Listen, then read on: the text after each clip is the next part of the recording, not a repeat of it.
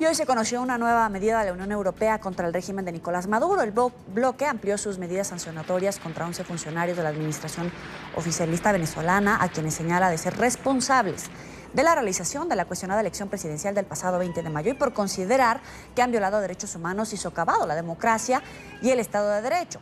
Las penas incluyen prohibición de viaje y congelación de sus activos en la Unión Europea. Vamos a revisar quiénes son algunos de los sancionados por la Unión Europea. Vamos a comenzar con Delcy Rodríguez, es la actual vicepresidenta de Venezuela y quien anteriormente se desempeñaba como presidenta de la oficialista Asamblea Nacional Constituyente. También forma parte de la lista de sancionados por el gobierno de Estados Unidos. De acuerdo con el texto divulgado por el bloque, es acusada de socavar la democracia y el Estado de Derecho en el país suramericano. Avanzamos. Tarek El Aissami, vicepresidente para el área económica y ex vicepresidente de la República. Está señalado por serias violaciones de derechos humanos. Avanzamos. Sandra Oblitas, vicepresidenta del Consejo Nacional Electoral, responsabilizada de manipular el voto para favorecer a Nicolás Maduro a través de la entrega de subsidios alimenticios a quienes apoyaron el régimen.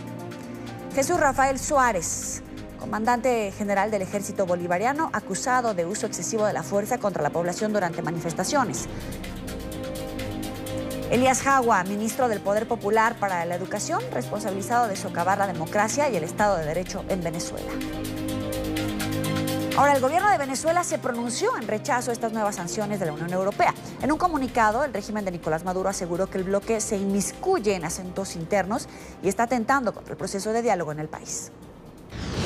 La República Bolivariana de Venezuela rechaza categóricamente la agresión continuada e injerencista de la Unión Europea, que constituye una franca intromisión en los asuntos soberanos de nuestro país, al adoptar pretendidas medidas restrictivas contrarias al derecho internacional contra 11 altos funcionarios del Estado venezolano, aprobadas hoy por el Consejo de Asuntos Exteriores. A propósito de las sanciones de la Unión Europea a funcionarios venezolanos, nos acompaña Antonio Ledesma, líder opositor en el exilio, quien además hoy visitó la Organización de Estados Americanos y sostuvo un encuentro con el secretario Luis Almagro. Bienvenido, muchas gracias.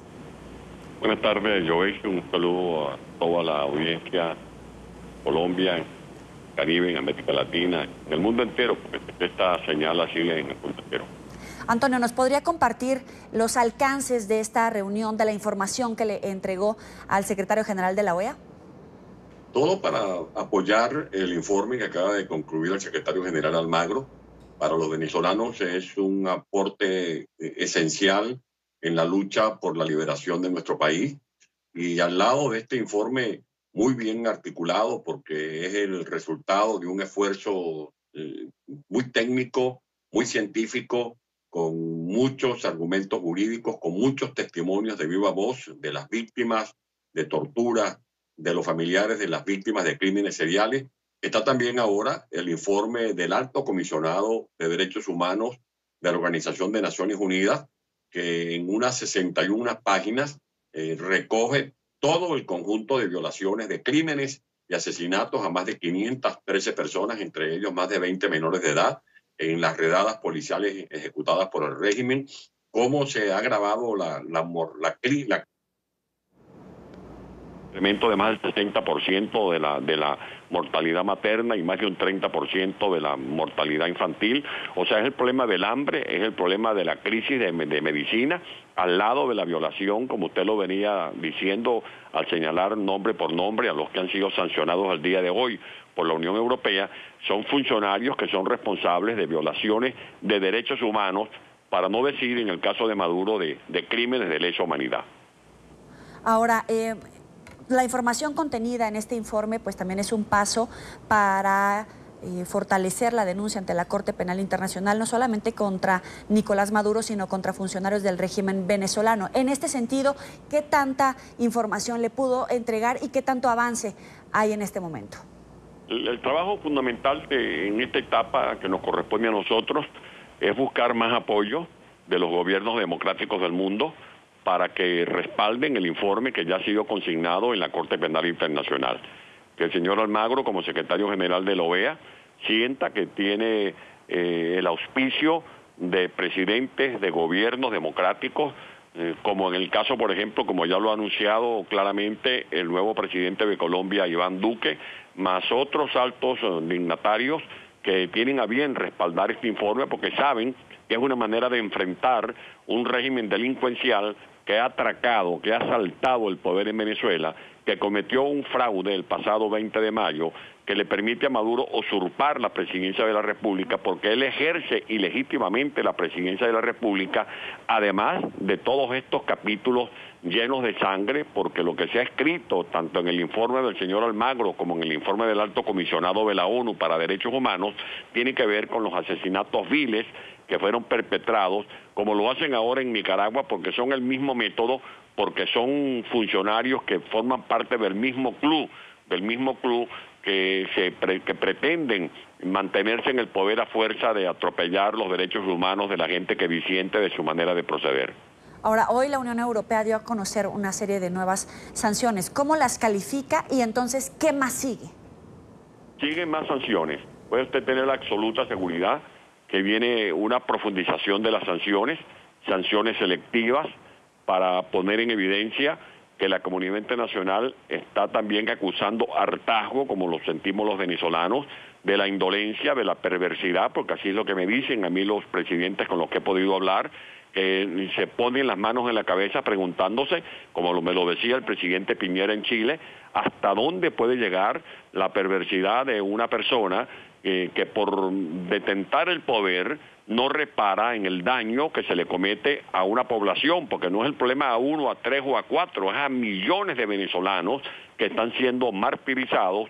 Usted como periodista que está al día de las cosas que ocurren, debe saber cómo en las madrugadas miles de personas se agolpan en los alrededores del puente Simón Bolívar entre San Antonio del Táchira y Cúcuta para ver cómo huyen del país que más quieren, del país donde nacieron, simplemente porque temen de ser asesinados por el AMPA que está desatada, temen que sus hijos mueran de hambre, como están muriendo diariamente niños en Venezuela, y temen de morir porque no tienen medicamentos para poder sobrellevar una enfermedad. Esto es lo que nosotros estamos ayudando, Yoveli, buscando el apoyo de la comunidad internacional lo antes posible, de manera oportuna y certera, para impulsar estas incidencias en la Corte Penal Internacional. Y ahora, Antonio, que ya mencionaba, ¿cómo es la situación adentro? ¿Qué pasa dentro de Venezuela, por ejemplo, con las Fuerzas Armadas, con la oposición? ¿Cuál es ese granito de arena que no debe de dejar de darse día a día? Como lo dije hace algunas semanas en este mismo canal, ya el hambre llegó a los cuarteles. Ya no solamente en los cuarteles se escucha el ruido de sable, sino que se escucha el ruido de las tripas, el ruido del estómago, que acusa hambre, y no hay nada más subversivo que la hambruna en una guarnición militar. El régimen ha embestido también contra oficiales. Yo debo decir, a través de su programa, que hay más de 150 oficiales militares que están detenidos actualmente. Muchos han sido torturados.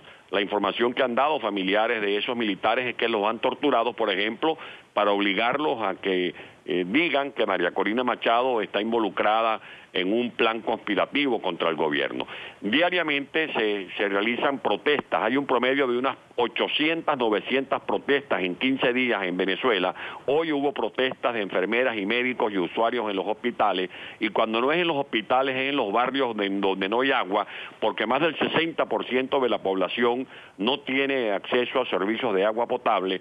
Todos los días hay un incremento de los cortes de electricidad, los llamados apagones, y el costo de la vida sigue asfixiando a la familia, que además de no tener dinero para comprar alimentos, el que puede reunir algún dinero para comprar los alimentos no los consigue como consecuencia de la escasez. O sea que ya tenemos un colapso en Venezuela, y lo que le estamos diciendo a la comunidad internacional en estas reuniones que estoy sosteniendo en Washington, tanto hoy con el secretario general de la OEA, más otra seguidilla de reuniones en privado con personalidades, es que Venezuela necesita urgentemente una intervención humanitaria para rescatar y salvar a los que todavía no han sido víctimas mortales de este asedio por parte del gobierno. ¿Cuál sería ese paso decisivo de las fuerzas militares al interior de Venezuela, solamente en el punto específico para la apertura de un canal humanitario? Porque usted bien lo dice, la tripa es la que está hablando, y la falta de medicamentos y la falta de insumos es lo que está hablando.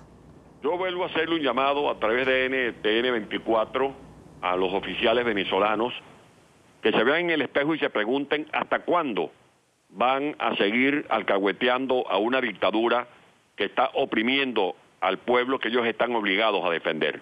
Yo le pregunto a los oficiales que me puedan escuchar a través de esta entrevista si ellos se van a hacer corresponsables del tráfico de droga, de las relaciones del régimen con el terrorismo, de los escándalos de corrupción, que ellos no tienen mansiones, ni yates, ni aviones, que ellos no son responsables de todos esos delitos, que de una u otra manera están amparando cuando se mantienen sumisos y no hacen respetar la Constitución Nacional.